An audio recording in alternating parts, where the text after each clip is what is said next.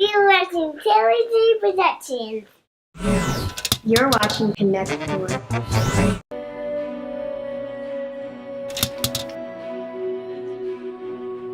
What about the X-Men drew you in? So, in a world that hates and fears you, you can choose one of two things. You can choose to make you bitter, or you can try to make the world a better place by being a good person and fostering understanding. As this really weird kid that didn't understand why everybody was looking at Jane Fonda and Barbarella and I was looking at the blonde-haired angel, I'm like, oh, that's the person I want to be. The world can hate or fear you and all you can do is the best you can. And that is what the X-Men do. The X-Men has saved the multiverse time and time again. It's showing you that just because the world is an ugly place doesn't mean you have to be ugly. I love the X-Men.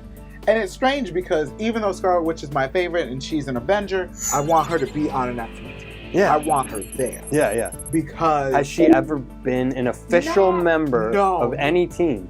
Mm-mm. Not X-Force, not X-Factor? Not that I'm aware of. Me either. Even the really Magneto. Magneto wants a world where his children and people like him aren't hated and feared. I mean, he's an extremist. Yeah, he is. He has the right to be angry.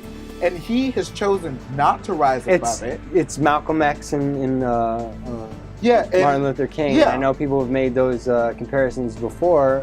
Is it through peaceful means or is it through violence? As a whole, overall, the X-Men do not try and kill people. However, there are X-Men who don't really care, and sometimes they do cross that line. Yeah, and but it is ultimately they're not evil. They are ultimately trying to do a greater good.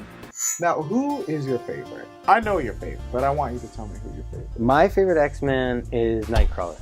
To be able to just go wherever I want, not have to drive or anything, just. And a lot of people don't know this, but he's invisible in shadows. Yes. So he can. I mean, even if it's a little tiny shadow, he can crawl into this area and no one would. But nobody remembers that. Yeah, and then the fact that he looked like a demon. He never came across even as jealous. He didn't care that Cyclops could walk around normal. It didn't. And yeah, he had moments. Again, they all have moments where they're sitting there reflecting on the way they feel about themselves. He'll be perched up somewhere high up where he teleported and it's raining and he's feeling a little bad about the people don't like him or whatever. But ultimately, he's one of the more positive X-Men. And Iceman, Colossus, and Storm are some of my favorites. And they got it so easy. They can change back and Iceman and Colossus can just change back and forth at will. And they look great when they're normal. Yeah. And then yet they're super powerful when they change into, So you are who you truly are. Mm-hmm. I get that. Well, Scarlet Witch is my favorite. Mutant. I consider, Shane. It's funny. Sorry to cut you off. No. Someone asked me, it's oh, but she's not mutant. I'm like, that's not canon anymore. I'm like, canon is what you feel in here. Yes. And how did it start? Mm-hmm. You want to twist and change things how many years later? 40, 50, where are we at here? I don't know when she was even created, but it's got to be. If I have to choose one, I love Jean. I do, but who doesn't? What gay man doesn't love Jean? But I think my favorite is probably Monet. Really? I love Monet. Talk about deep cuts. Yeah, and I don't always Can you explain her to people? So most people aren't going to know. Monet St. Croix is what people consider the perfect mutant. She has she went by M for you guys.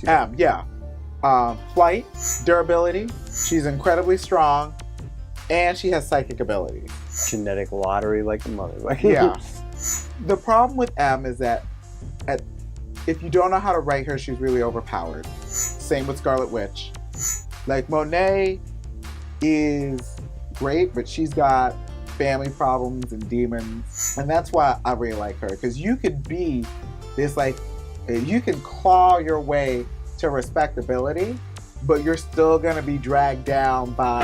And they were rich as fuck, right? Yeah. Oh, she's still rich. Yeah.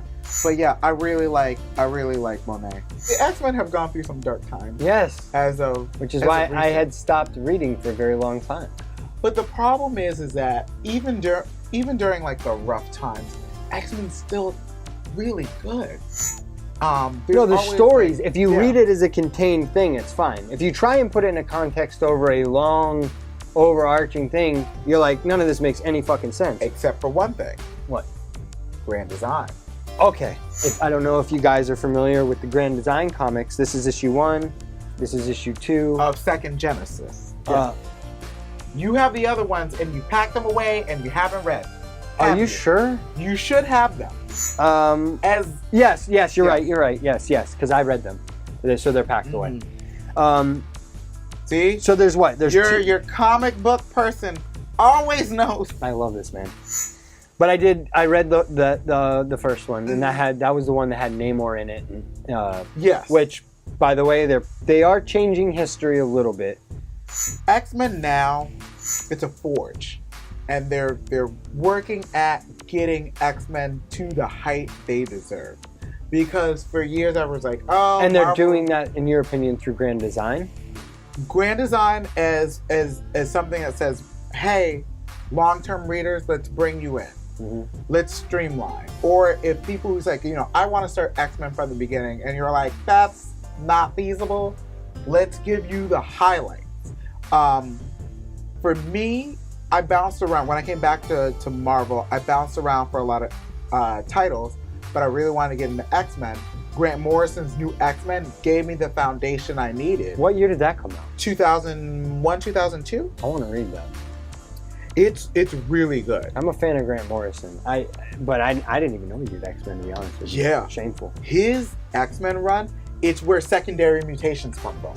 Why Emma Frost is a psychic but has her diamond form. Okay. It's why Beast looks like a cat. Damn it. So for those of you who are unaware, X-Men, when I got back into it, which is when I first met Oral, started going to the comic book shop, X-Men started 2 new comics called X-Men Blue and X-Men Gold. Mm-hmm. And it's basically, X-Men Blue is the X-Men Cyclops, Jean, Beast, Angel, and Iceman from the past. And the present. And brought to the present. And then Gold was Old Man Logan, Rachel Summers, who's going by Prestige now. And then Nightcrawler, Colossus, Kitty Pryde. And I think that was it. I think that with the occasional pop-ups of other people from time to time. And Storm. And yes, in Storm. I'm really enjoying Astonishing. Mm-hmm. The storytelling's fantastic. The artwork is great. Everything is fantastic. And I can kind of see where they're going. Them bringing Xavier back is no surprise. Mm-hmm. This is a cool way to do it. Yeah. But there's so much that you missed, and I don't want to spoil it for you. The return of adult Jean Grey. There is something that every X-Men fan, especially long-term X-Men fans and Jean fans, were just like, this 5-panel page is everything I love about X-Men. This entire event is everything because it's weird, and you're like, is this time travel? Is this space? Is this... X-Men does it all.